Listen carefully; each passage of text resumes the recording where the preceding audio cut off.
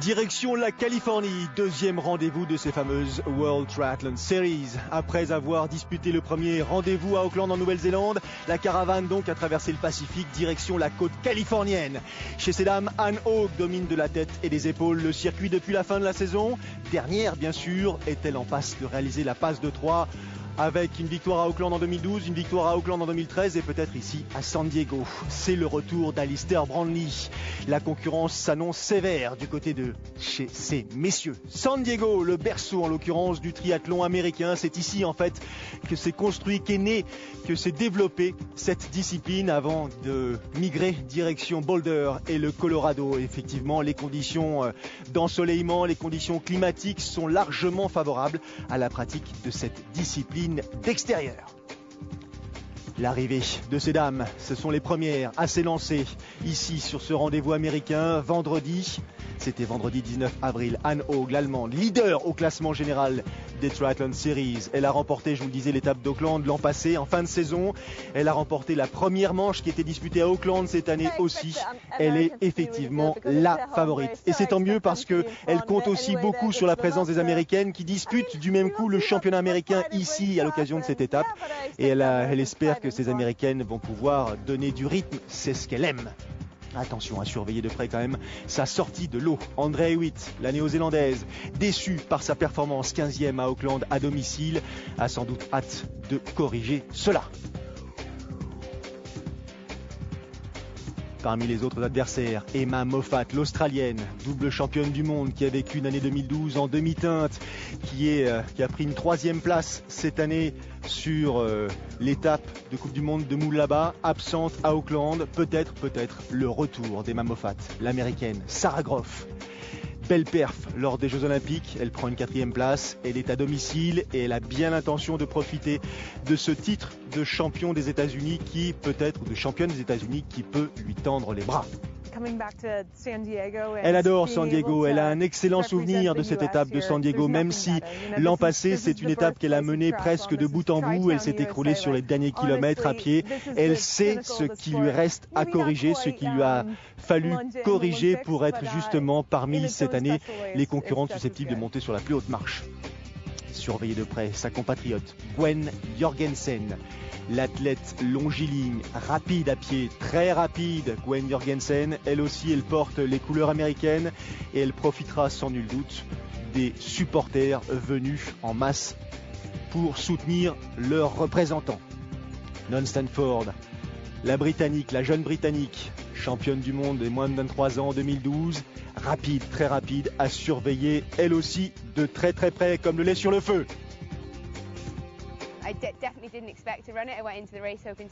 Elle sort d'une perf absolument fabuleuse, Non Stanford. Elle a réalisé un 10 km en 32 minutes et 40 secondes récemment. Alors certes, c'était un 10 km sec, mais il n'empêche que ça donne un tout petit peu l'ampleur de son aptitude actuelle et de sa préparation. Je vous le disais, le premier rendez-vous de la saison des Triathlon Series était donc à Auckland en Nouvelle-Zélande. On a traversé le Pacifique, direction la Californie, San Diego et Mission Bay. Mission Bay, une place forte du triathlon, mais aussi des sports nautiques, ici dans ce cadre absolument dédié au sport d'extérieur. Voici le tracé de ce parcours, 1500 mètres de natation, 2 boucles, pas de surprise, 8 tours à vélo, 8 tours de 5 km, donc un parcours plat, sans difficulté, rien à voir avec le parcours tracé à Auckland. Donc ici, il va falloir être constant.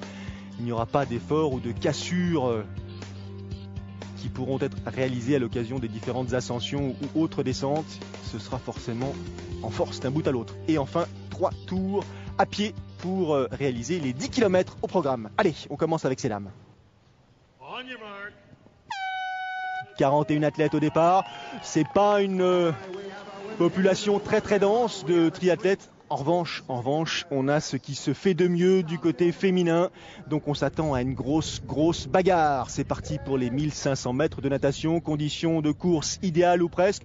Même si la température de l'eau n'est pas encore suffisamment douce ou tiède pour leur empêcher de porter cette combinaison. Ce qui va sans doute aider un certain nombre d'entre elles et d'entre eux. Ce qui ne change pas, en l'occurrence, c'est que côté féminin, c'est l'Espagnole, Carolina Routière, qui pour l'instant prend le meilleur sur l'ensemble des concurrentes.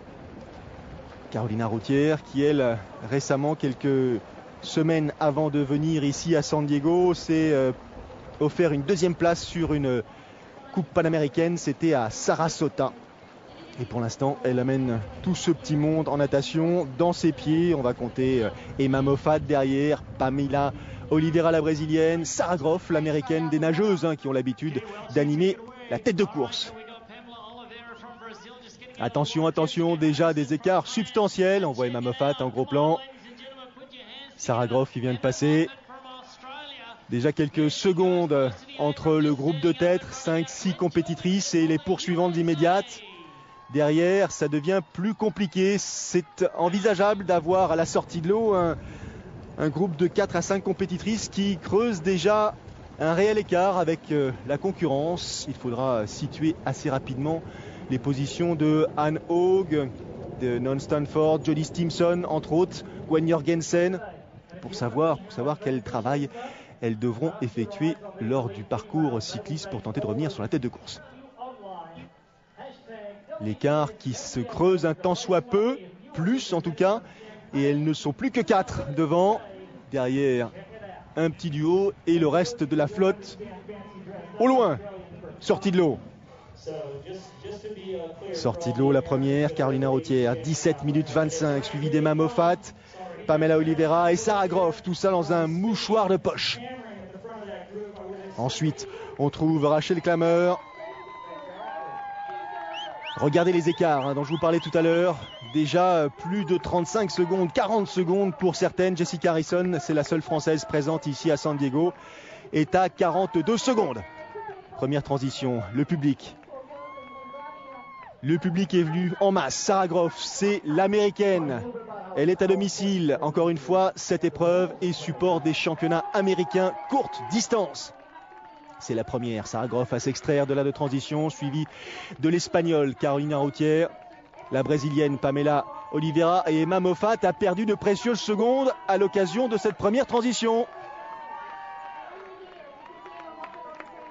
Ça y est, Emma Moffat est partie. Gwen Jorgensen. Sortie de l'eau, Gwen Jorgensen en 18.02, c'est-à-dire avec 36 secondes de retard sur les leaders. Eileen Reid, pénalité pour l'Irlandaise. Felicity Abraham, elle aussi un petit peu loin derrière. Felicity Abraham qui refait son comeback, qui fait son comeback à la compétition et qui a l'air pour l'instant de plutôt bien s'en sortir. 3e à Auckland lors du premier rendez-vous des Triathlon Series. Le groupe de 4 en tête de la compétition féminine. Moffat, Groff, Oliveira et Routière. Alors parmi ces 4 compétitrices, sans doute que Carolina Routière sera celle qui restera le plus, je dirais, cachée derrière les autres, parce que c'est pas vraiment elle qui animera la tête de compétition à vélo, pas connue pour son aisance sur 2 roues. On a vu la transition d'Emma Moffat, transition assez délicate. Les écarts à la sortie de l'eau, confirmation. Klammer à 15 secondes, Pennock juste dans sa foulée. André Hewitt, 39 secondes. Et on n'a toujours pas vu Anne Haug pour l'instant. Anne Haug, elle est sortie de l'eau. Anne Haug à plus d'1 minute de Emma Moffat et ses pairs. Emma Moffat, double championne du monde, alors 2009 et 2010. Encore une fois, une année 2012 assez compliquée, même si elle a fait quelques podiums. Et là, elle compte énormément sur cette nouvelle saison pour reprendre ses anciennes habitudes, c'est-à-dire monter sur les plus hautes marches des podiums à l'occasion des différentes étapes de ces triathlons séries. Ça, c'est les poursuivantes, emmenées par Gwen Jorgensen. On a vu Ashley Gentle, l'Australienne en 2e position. Il faut s'organiser, il faut éviter de laisser le groupe de 4 prendre trop d'avance sur ce parcours cycliste, encore une fois composé de 8 boucles. Alors des boucles relativement planes, même plates, avec des relances malgré tout, vous avez pu le vérifier, des virages en épingle à cheveux. Un effort constant demandé aux compétitrices et donc aux compétiteurs. Anne Haug, la voici avec le numéro 1 sur le casque. Anne Haug, confirmation, sortie à 1 minute. Qui est revenue sur la tête de course. Gwen Jorgensen, grand gabarit, qui décide, elle, de prendre l'initiative. De ne pas laisser un train s'installer, mais de revenir, tant que faire se peut, sur les 4 que l'on suit justement. Elles en terminent avec leur 7e tour. Et pour l'instant, l'Espagnol derrière, qui reste bien derrière, suit le rythme imposé par Oliveira, Groff et Moffat. Très motivé, Sarah Groff. Alors si effectivement j'arrive à intégrer un petit groupe, nous disait-elle avant la compétition, à l'occasion du parcours cycliste, j'ai effectivement après à ma disposition les moyens peut-être de réaliser une perf sur la course à pied. Il faut que je prenne un petit peu d'avance par rapport aux favorites. J'ai la possibilité, grâce à mon aptitude sur 2 roues, de pouvoir créer cet avantage. Fin du parcours cycliste pour les 4 dames. Moffat en vert et jaune, Sarah Groff dans sa foulée, Pamela Oliveira sur la droite et sur la gauche, l'Espagnole Carolina Arroutière. Allez, transition, en espérant que Moffat soit plus efficace cette fois-ci que lors de la précédente transition. Pour l'instant, c'est Sarah Groff. Emma Moffat, donc Sarah Groff suivie d'Emma Moffat qui quitte l'aire de transition. 3e place pour la jeune athlète brésilienne, vainqueur, elle, quelques semaines auparavant de la Coupe panaméricaine à João Pessoa. Oula, déjà un écart réalisé par Groff et Moffat. Elles ont pris l'initiative. Elles connaissent l'écart qui les sépare des poursuivantes et donc des pressenties favorites de la course. Les voici justement avec Jessica Harrison. Plein centre de l'écran, on a vu Barbara Riveros, la chilienne, en rouge sur la droite de l'écran. Tout ce petit monde pose groupé le vélo et se prépare à attaquer le parcours de 10 km. Anna Maria Mazzetti, l'italienne. Andrea Hewitt dans la foulée de l'italienne. 3 tours à effectuer. C'est Anne Haug, d'ores et déjà à la sortie de la transition, l'allemande, qui prend l'initiative, très puissante en course à pied, très rapide. Elle peut revenir sur la tête de course. Elle nous a montré par le passé que 1 minute, ce n'était pas forcément suffisant pour permettre à des compétitrices parties devant elle de s'assurer une place sur le podium.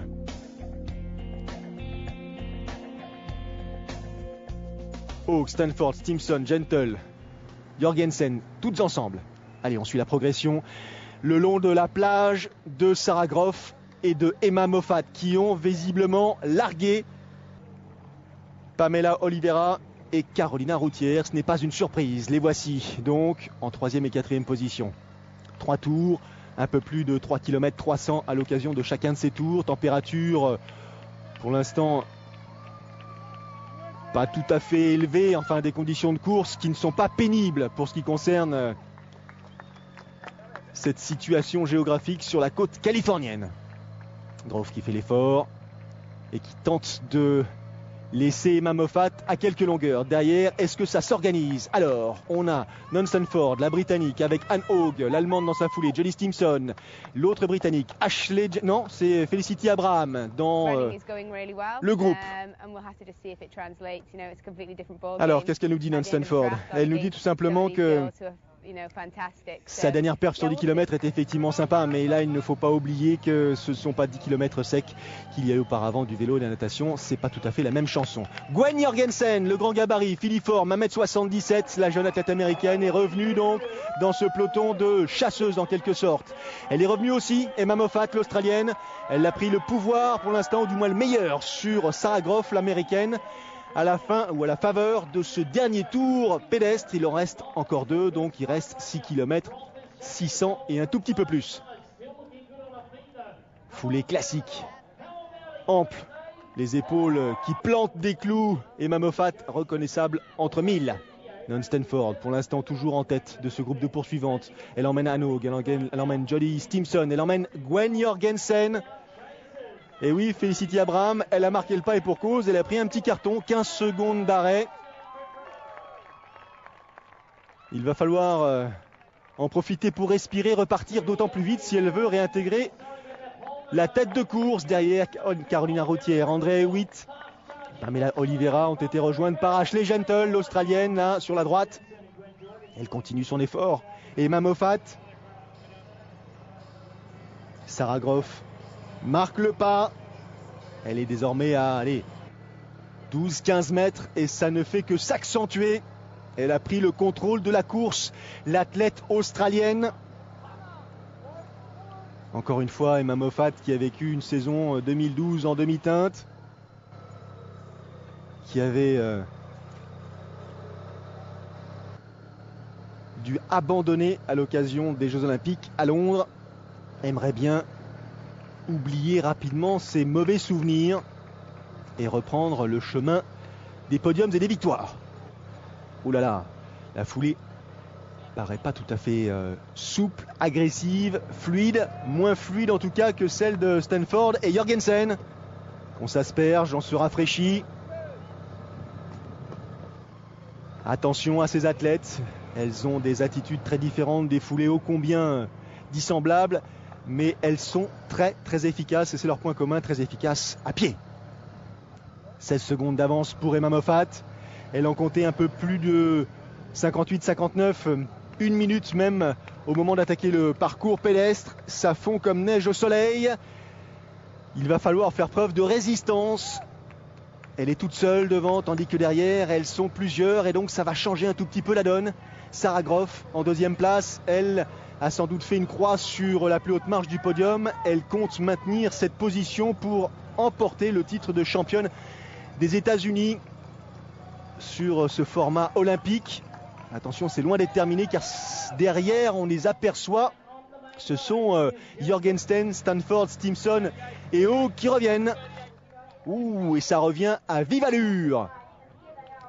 Sarah Groff, l'américaine, qui va être rattrapée par sa compatriote, Gwen Jorgensen. Et ça continue, ça accélère de plus en plus. Jorgensen, comme elle l'avait fait un peu plus tôt à vélo, prend l'initiative en course à pied. Regardez la foulée de Jorgensen, très ample, grand gabarit, je vous le disais, 1m77, la jeune américaine, qui est passée au triathlon depuis 2010, donc c'est très récent, mais bon, elle est très jeune en même temps, et qui maintenant commence à avoir quelques perfs à son actif. Une victoire en Coupe du Monde à Bagnoles l'année dernière, deuxième de la fameuse étape des triathlon series en 2011 à Londres. Et elle a pris une deuxième place à Auckland l'année dernière en fin de saison. Donc pour l'instant, pas de victoire pour Gwen Jorgensen sur ces triathlon series, comme d'ailleurs pour les américaines en général. Aucune américaine pour l'instant n'est montée sur la plus haute marche d'un podium de ces fameuses triathlon series. Ça y est, elle a lâché le groupe. Il lui reste un tout petit tour, presque 3 km et 300 mètres. Mais elle a encore 29 secondes de retard sur Emma Moffat. Emma Moffat qui comptait 16 secondes de retard un peu plus tôt sur Sarah Groff, qui elle a beaucoup de mal à terminer ce parcours. Sans doute les efforts consentis lors de la partie cycliste. Regardez Emma Moffat là avec ses épaules vraiment qui plantent réellement chacune de ses foulées, tandis que dans le même temps Gwen Jorgensen poursuit son effort et revient à grandes enjambées sur l'Australienne. Est-ce que ce sera suffisant? Est-ce qu'il lui reste suffisamment de kilomètres de distance pour revenir sur Emma Moffat? Derrière on s'accorde, Stimson, Stanford et Haug vont jouer les places d'honneur. Oula, ça revient très très vite. Et elle poursuit, elle accélère, elle propulse Gwen Jorgensen. Emma Moffat commence à s'inquiéter réellement. Regardez un petit coup d'œil qui ne trompe pas là. Elle évalue la distance qui la sépare de sa poursuivante. Elle voit bien que tout ça ne va pas en s'arrangeant. Seule chose qu'elle puisse espérer Emma Moffat, c'est d'avoir suffisamment de force, de résistance pour aller jusqu'à cette fichue ligne d'arrivée qui n'est plus très loin. 2 km. Mais elle, Gwen Jorgensen, elle a pour atout son attitude et le fait qu'Emma Moffat est en ligne de mire, elle est dans sa ligne de mire et l'écart ne cesse de se réduire au gré des foulées, je dirais pas après pas ou foulée après foulée. Jorgensen revient de manière hyper impressionnante sur Emma Moffat. Une Australienne en tête, une Américaine en deuxième position, une Américaine bien sûr portée par son public qui non seulement risque d'assister à la première victoire d'une athlète américaine lors de ces fameuses Triathlon Series, mais surtout qui va la porter, sachant qu'elle a pour objectif d'emporter ce titre de championne des États-Unis sur courte distance. Coup double en perspective pour Gwen Jorgensen. A priori, le contact est opéré et ça va être compliqué pour Emma Moffat parce que non seulement Jorgensen revient, mais derrière, ça se rapproche aussi à vive allure. On aperçoit la foulée de Stanford, Haug et Jodie Stimson, sans doute un tout petit peu en retrait. Ou Stimson qui a lâché prise visiblement. Allez, Jorgensen qui dépasse Emma Moffat. Sans un regard. Très concentré, très lucide Jorgensen surtout. Emma Moffat en deuxième position, Anne Haug en troisième position, Non Stanford, troisième et demi. Elles sont coude à coude en retrait, on les aperçoit. Quelle distance reste-t-il à réaliser avant de franchir la ligne d'arrivée? Sans doute un peu moins d'1 kilomètre pour Gwen Jorgensen. Pas question pour l'américaine de relâcher son effort, de relâcher cette pression qu'elle a su mettre sur les épaules d'Emma Moffat. Et la pression, Stanford et Haug la mettent à nouveau sur les épaules de l'Australienne en deuxième position, qui lutte pour rester sur le podium sans doute.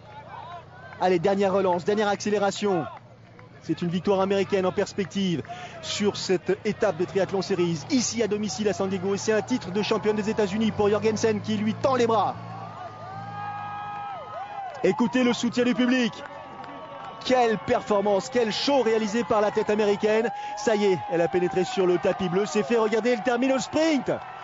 Elle a les ailes, Jorgensen. Et elle s'impose ici à San Diego, chez elle. 1h59, 39, 1h59, 59. Et c'est Non Stanford qui grille la priorité à Emma Moffat. Stanford, la Britannique, termine en deuxième position. Emma Moffat prend la troisième place. Quatrième position pour Anne Haug, l'athlète allemande. Jodie Stimson suit en cinquième place. Gros écart avec les poursuivantes.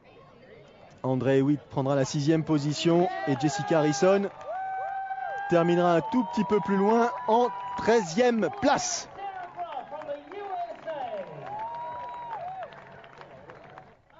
On revoit l'arrivée de l'américaine, tout sourire et pour cause. Première victoire américaine sur une étape des Triathlon Series et le titre de championne des États-Unis du coup pour Jorgensen sur distance dite olympique. Coup double.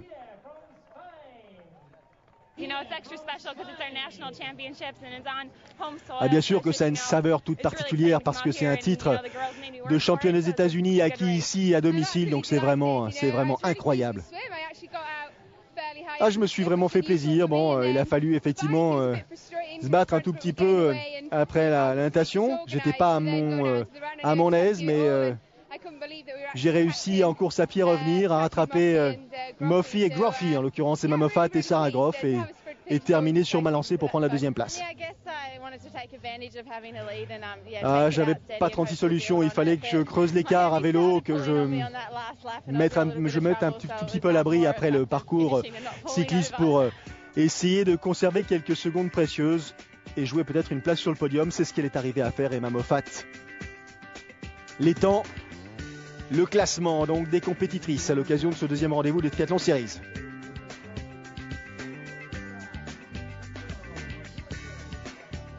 Treizième position, confirmation pour Jessica Harrison. Jessica Harrison qui avait pris une 7e place, souvenez-vous, c'était à Auckland lors du premier rendez-vous cette année. Voilà le podium. Et surtout, confirmation, Anne Haug, l'allemande, est toujours en tête du classement général des Triathlon Series. Ah, je suis super contente de ma perf aujourd'hui.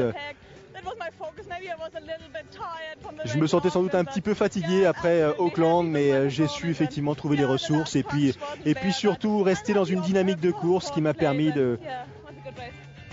d'acquérir ou d'enregistrer cette quatrième position. Pardon. Les points, les écarts au classement général après ces deux rendez-vous. L'Australienne en deuxième place, Abraham, Youride troisième.